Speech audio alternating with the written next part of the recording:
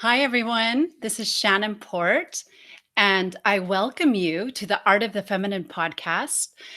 Today, we are doing this live stream on June 12th, 2018, and our theme for today is the Gemini new moon that is happening tomorrow on June 13th. And we are going to talk about this Gemini new supermoon, and our theme for the podcast is word alchemy. Word alchemy. We're going to talk about communication, and we're going to talk about the power of the word. We're going to talk about some of the challenges that we're facing right now in our world with how we relate our relationship with the power of words, and I am going to also share some personal things about the word and about Gemini um, as we get started. And so, um, it's been a while since I've been here. I want to let you know at the beginning, I often forget to do this, but I've left all my contact info in the description box. So if you need to get a hold of me for any reason, if you want to work with me, or if you want to sign up for my newsletter, or just visit the Facebook page, Art of the Feminine, or the website, all of that is linked underneath the description to this video. And so I feel like there was one. Oh, yes, I know. There's one other announcement that I'd like to make. And that is that um, I've been trying to get to this place for a very long time. And those of you who follow me know that it's been always been my intention to make the regular videos. And due to some of the things that we're going to talk about that will actually be part of this video, I haven't been able to do that yet, but I am, as of this Friday, starting to move the Art of the Feminine podcast to this platform, and we will meet every Friday at 12 p.m. Eastern Standard Time. And so I'm super, super excited about that. I have chat open. It looks like there's a few people live. I just announced this last night, and I'm hoping, as I have a regular schedule and we're meeting on Fridays, everything will come together, and I'll get to meet up with a bunch of you because you'll know when we're going to be here. So the format that we're going to take this video in, I'll just let you know where we're going to go, and then we'll get started. We're going to talk about the world. We're going to talk about this wave of energy that is moving onto the planet and that is actually very active right now. It's tremendously active. Changes and shifts are happening everywhere. I mentor, I work with people all day, every day, and I'm seeing it in a way that I've never seen it before. And it's so exciting. So I want to talk about that. Then we're going to go into the archetype of Gemini. We're going to talk a little bit about Gemini and what this new moon cycle in Gemini means for us as individuals and on the collective, in the planet. The new moon cycle that goes for this month, this next 6 months, and the next year. And then we'll look at the planetary alignments that are happening. So, um, all right. All right. So let's talk a little bit about what's happening in the world. Um, so it's June 2018, and we have this beautiful celebratory Gemini new moon happening at 22 degrees of Gemini. It's opposite the galactic core.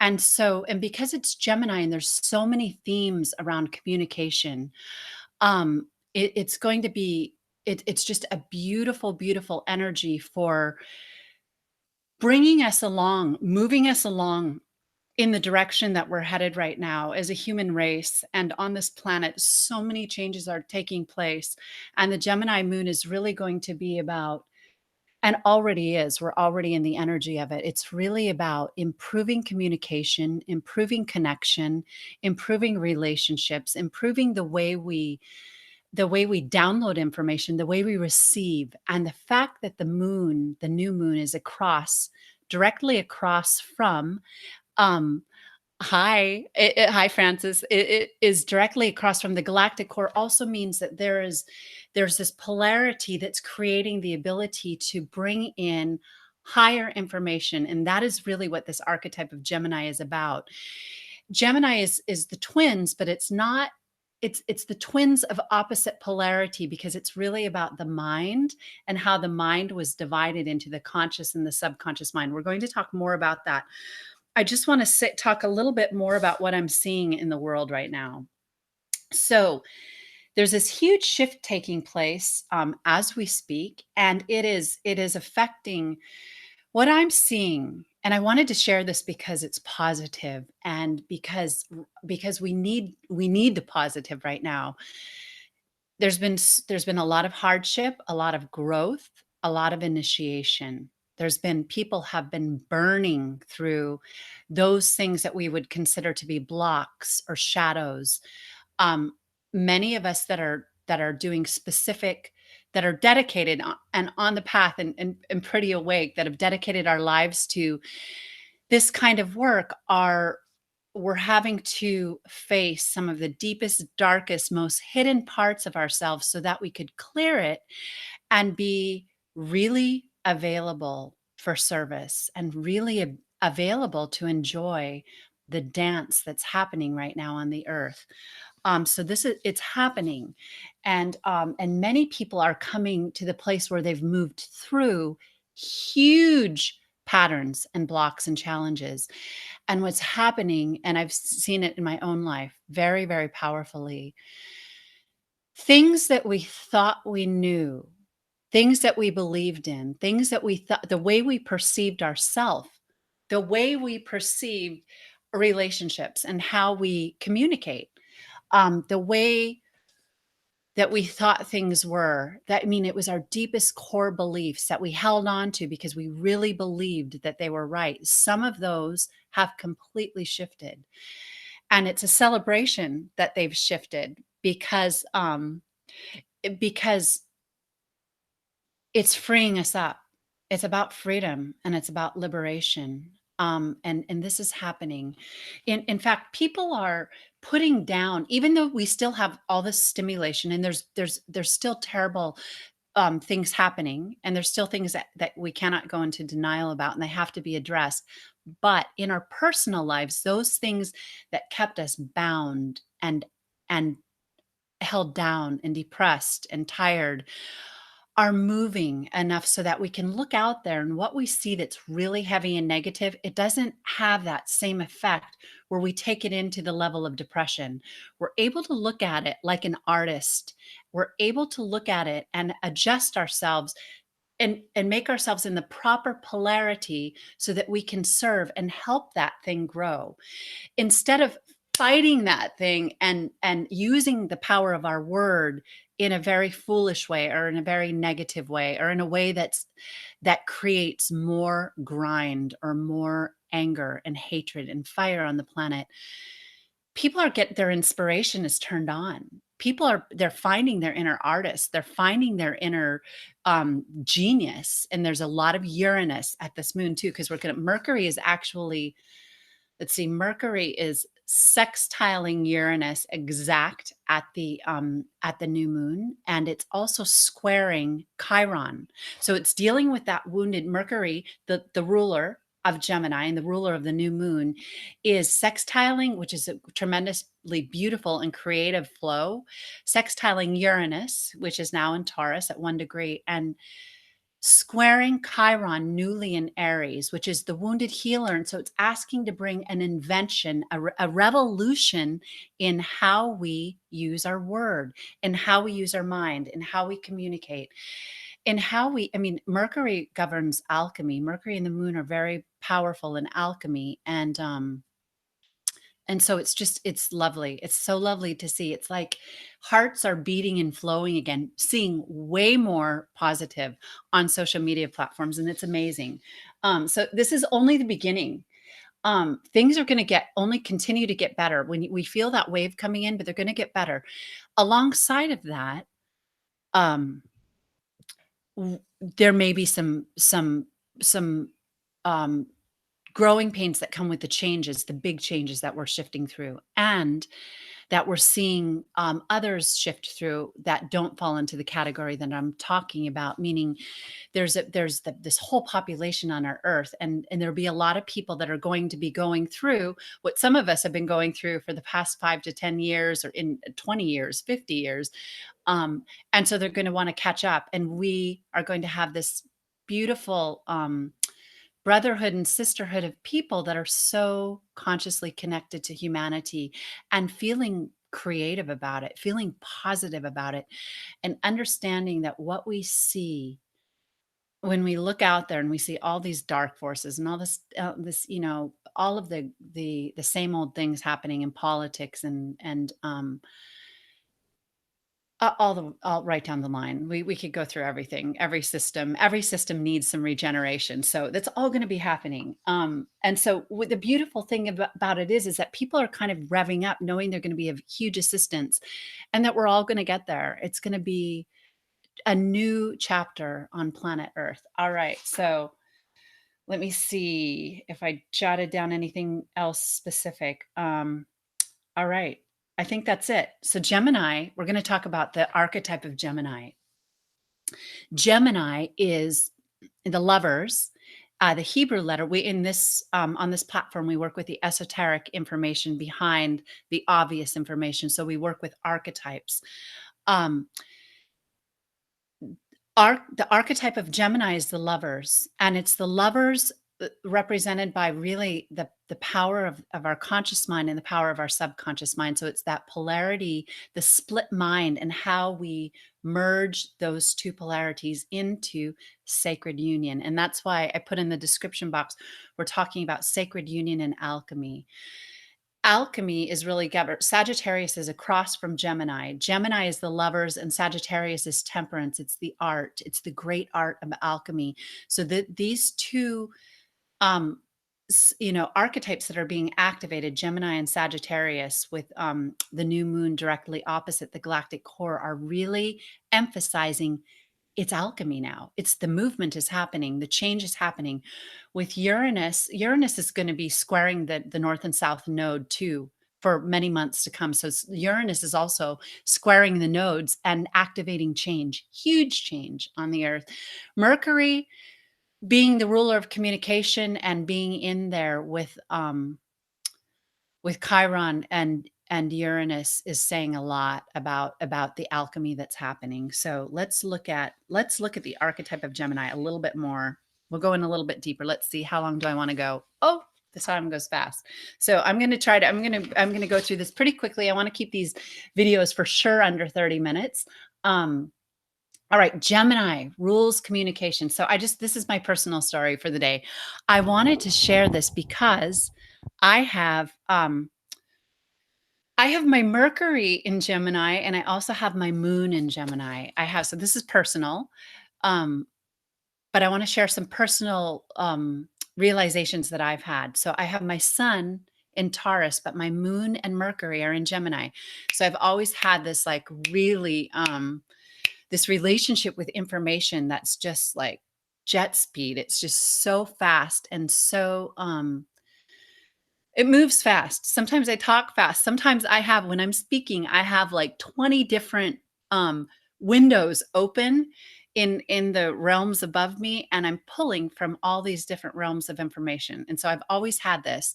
And as I got to study the archetypes in astrology, I realized why. I realized, I have this energy strong in Gemini, which is the ability to really get your information and download and receive from many different sources.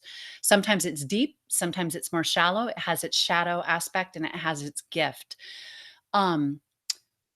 For the longest time, so I have Mercury, the way I communicate, and the moon, also the way I process emotions, which is interesting. I also have I also have a lot of Neptune. So this actually is very much like the archetype of Gemini with the lovers, the subconscious and the conscious. So I also have very pronounced Neptune hitting my ascendant, my sun, my moon, and my north node very strongly. So I have this ability to go really deep as well and really go in to almost the standstill of, merging with the whole. And it's always been kind of a polarity for me because I have the ability to go deep, but I also have this speed and this quickness of Gemini and a relationship with the word. So this is the alchemy that we're doing. This is the marriage of the masculine and feminine, and knowing that it's okay. For the longest time, I thought that it was not, especially connected to the work that I do. I thought it wasn't necessarily spiritual to be so quick and to have so many thoughts. I was always trying to, when I first, way back in the early days, I was trying to meditate and move those thoughts aside, just focus and merge and be one. Um, and I have that side, so I would end up going way too far. I'd merge so far into the one that I would almost come to a standstill until I popped back out. I now really believe that thinking is not bad, it's not evil, and it's not insane. We need to understand how to use the mind. Information and the ability to process information is a powerful, powerful thing. We mirror that with our technology, only this is our organic technology. And so, I mean, sometimes I feel like my mind is a computer, and it is. And this goes for all of us. Um, but what I learned about myself is that Mercury and that quickety, lickety, quickety, quicksilver kind of way of processing is powerful, and it's to be embraced. It's also to be in relationship to the ability to watch the thoughts and not engage with them. So it's a powerful, powerful thing, and something I've experienced personally. And now I teach it. And so, when I teach light body yoga, I teach the word. I teach light body word, which is a huge body of work around the power of words and the way we communicate, and light body streaming, which is the technique that came out of understanding how we are we're, all of the information in the universe is available to us. And I know that. I know that, so on such a personal level, after spending so many years starting to give work with information, writing it, speaking it, teaching it. I know in my heart that and this is part of the message, we have the ability, all of us, to get whatever wisdom we need. Some of the blocks and the problems are some of the outer programming that blocks that ability. It's very powerful, very possible. I actually teach it, and I've watched people break through and just turn the faucet on. And once it's on, it's we're all meant to have that, and we have that, and that's part of the sacred union of Gemini. So Zayin is the Hebrew letter, it's the sword. And so when we're looking at the lovers, first of all, communication makes or breaks love. And so that's very powerful, understanding the archetype of Mercury and the lovers and Gemini. The way we communicate will determine the success of our relationships. 100%. And that, I know, that's something I've learned, lived, and had to understand, both the beauty of it as well as the challenges of it. That it's I know that it's 500% true. The way we communicate will determine everything in our life. Um, it's more important than anything else, because it's the way we communicate links our mind and our heart. It's our throat chakra is the bridge between our pineal and our pituitary and our heart chakra, and it's the marriage of those two faculties of masculine and feminine. So the words we speak truly are the logos power. They truly govern the psychomagnetic field, and they move the world around us. So we're also talking about here. Oh yay, another Mercury and Gemini. Yes, Um, we're also talking about, oh yes, the merging of spirit and matter. When we talk about the lovers as the archetype of Gemini, it rules the merging in the sacred union of us in our physical form with the unseen world. And that's that ability to download, to drop way down, and also to use our mind. And our minds are brilliant. We went have a mind if we weren't meant to use it. There's all this talk about the ego and the mind being insane. The egoic mind is insane. The higher mental faculty is consciousness, and it's the divine masculine. It's very, very potent and beautiful. It is the masculine force, and it's the logos power. It's the sun, and it's how we shine our own sun from our heart. So it's the subtle forces we're talking about with Gemini. Gemini is touching all the subtle forces and moving matter constantly, merging us with people, connecting us with others. When we speak to somebody, we're in a sexual relationship with them through the power of our word. In At Art of the Feminine, and I teach all these different courses. One is Light Body Tantra. One is I teach the divine archetypes. But I always say, from everything that I've seen over the years, everything is sexuality. Everything. Even when we're at home alone in our own space, what we pick up, what we eat, what we write, how we, you know, express ourselves through our body, we're having an intercourse with our environment. So everything from the smallest little thing, the most spiritual thing, the most basic thing, whenever we have the interaction of point A and point B, there's a sexual energy being exchanged, and there's so much more about that. We might go in. I think we'll bring some more of that in some future videos for this summer. Huge summer, eclipse season, huge energies. So excited to be meeting with you guys on Fridays at 12 p.m. Eastern Standard Time, because there's just going to be so much going on this summer. So that's our psychomagnetic field. That is how our brain is affecting the electric magnetic field, and how our psychology of Mercury rules and moves matter constantly, constantly. It's huge. All right, so let's look at the archetypes of the moon, the new moon. We'll talk about where everything's going to be. As always, find out what house this new moon is at. 22 degrees. 22 is the Fool. It's an archetype of mastery. So 22 is a powerful number. Sun and moon both at 22 degrees Gemini. Find out what house that falls in your chart, and you'll find out. I don't work with specifics very often for every single sign, because I'm doing a general download that's actually so potent that you and my intention is that you receive it, and that you get that stream, that you have that experience I'm talking about. It goes in, plants a seed, and you get it. Where that information is necessary for you right now. All right.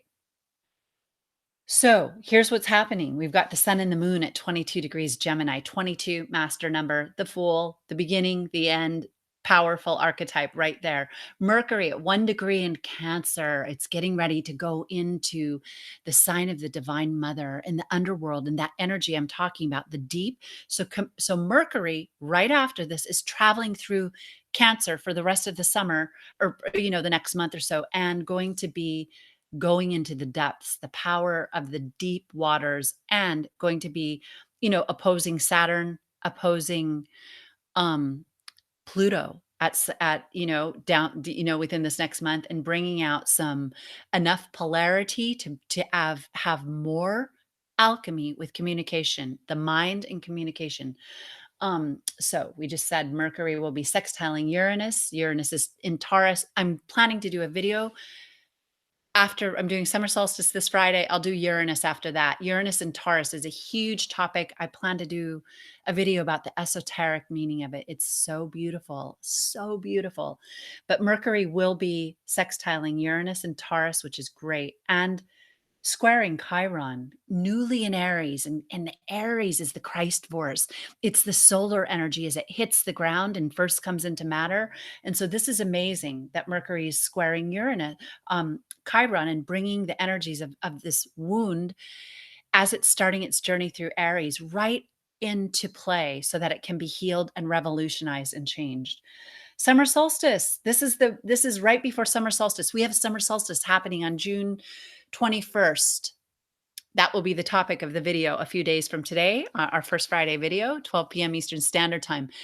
Summer solstice, winter solstice in the southern hemisphere is potent energy, the merging of the sun and the moon, the highest sacred union. And so having this Gemini new moon right before the solstice energy, so close to the solstice energy, if this is all sacred union, it's all merging and healing. And because we've done so much healing, we are ready. We are beyond ready for this. We are beyond ready. And I could take a slowdown right now. That see that Mercury speeds up. It wants to go fast. And so that's a personal thing I've learned is sometimes to stop and just slow down. And when we do that, we shift our psychomagnetic field instantly. And it comes through our voice, it comes through our eyes, our aura changes around us. And so part of Gemini is also understanding timing and rhythm, understanding that there's a time to talk fast and there's a time to slow way down and really listen. There's times where a whole conversation asks us to be in the slowdown. And there's times when we need to like move some energy and be a little bit more emissive and giving out. But it's that balance between the two. And that's just to show the balance between accessing the deep, listening, and accessing the conscious, quicker processing mechanism that we have. So, all right, I'll speed this up a little bit. Mercury rules the full moon. We've mentioned some of this. Um, Venus. Oh, Venus is going to be, oh gosh, I think I have this squaring. She's entering Leo and going to be squaring Uranus. So this is big. And the reason this is big is because Venus is the number of Venus in esoteric and basic numerology is 6. And 6 is the archetype of the lovers, and the lovers is the archetype of the new moon in Gemini. Venus is the empress. She's the creative imagination, the heart, the fluid, fertile birthing of ideas, art, beauty, and love. She rules Taurus. Uranus is in Taurus. She is going to be squaring Uranus in her sign. So Venus is going to be squaring Uranus, which is in one of her signs, Taurus. She also rules Libra. And in creating a little tension there. And so she's bringing it on as well. And also Venus is getting ready to tour Leo, which is really, really potent alchemy as well. The Sun and Venus do hot. We talk about that a lot, and we'll get into that this summer as we get closer to Leo. And she'll come up over the next couple videos. But Venus is squaring Leo or Uranus in Taurus. I hope I said all that right. If I ever make a mistake or get anything wrong, please just leave a comment and let me know immediately. All right. Mars and Neptune are both getting ready to retrograde. So they're in a slow down station phase. They're starting to get more potent at a standstill. So Mars and Neptune are very powerful at the time of the new moon. They're both going to be retrograding. And that has an effect on our psyche. So the esoteric lovers are really highlighted here. And we'll talk a little bit about the word before we close out. Our word is used to accept or deny. Our word almost kind of like creates our body language, and our body language creates our words. There's a huge wound on our planet right now with the word, and it's intentional for the most part. Some of it is just we've lost our way. We've gotten so deep in all of this that we've forgotten to talk in a way that is harsh, angry, destructive, destroying, intentionally tearing at someone else's heart. All of these things, there is a time to be powerful. There's a time to be strong, and there's a time to get angry. Absolutely. But I'm talking about the triggered would be the word. Our word, in fact, this video could have been called the triggered word. I see it every day, and I'm guilty of it myself. We've all used the triggered word. Over the years, I've been able to develop enough to catch myself more. I mean, I know right away, and I most of the time won't choose to go there because I know that the effects when you speak when you're triggered, whew, oh, it's the energy that comes from that will always come back to you. It will always come back to you just to let you know the effect, that's Zayin. The Hebrew letter Zayin. So Hebrew letter is the esoteric. The true meaning is Zayin of this archetype. Zayin is a sword.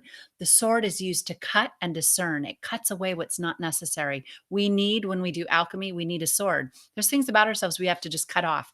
We have to learn from them and then choose not to use them anymore. Choose that I'm done with this. Doesn't mean it'll be stored there in our underconscious, in our underbelly, in our body of pain. It will always be there.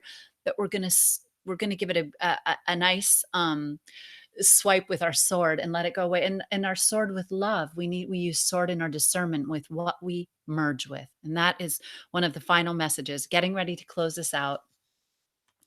Mercury is the magician. um Venus is the empress. The lovers is Gemini. Uranus is the fool. And I just realized this: Uranus, the fool, is squaring Mercury, or sextiling Mercury, squaring Venus. Just moved into Taurus. Uranus is the fool, and this is at 22 degrees, the number of the fool. And so this all tells a story: archetype, myth, allegory, all of it. It tells a story, and it creates an opera. It creates a play that we get to play with. And so I think that's it. I think I'll start to close out. Um, I would love to hear from you. You can't, if you're, there's not that, there's only a few people here live. Oh, it looks like there are a few people that joined in, but please join me this Friday for the solstice.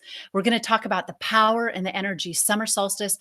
I think it's the most potent day of the year. So it's, when we follow in the initiations and the mysteries, we always follow where the sun is in the north. And so then this is the northern summer solstice. Powerful energy. I hope to see you this Friday. It will fall on June 15th at 12 p.m. Eastern Standard Time for another live stream. If you'd like to get in touch with me, all information is in the description box below, and I'd love to hear from you. And that being said, I will close out for today and sending you many, many blessings. Enjoy, celebrate this moon. It's a good one. And I'll see you soon.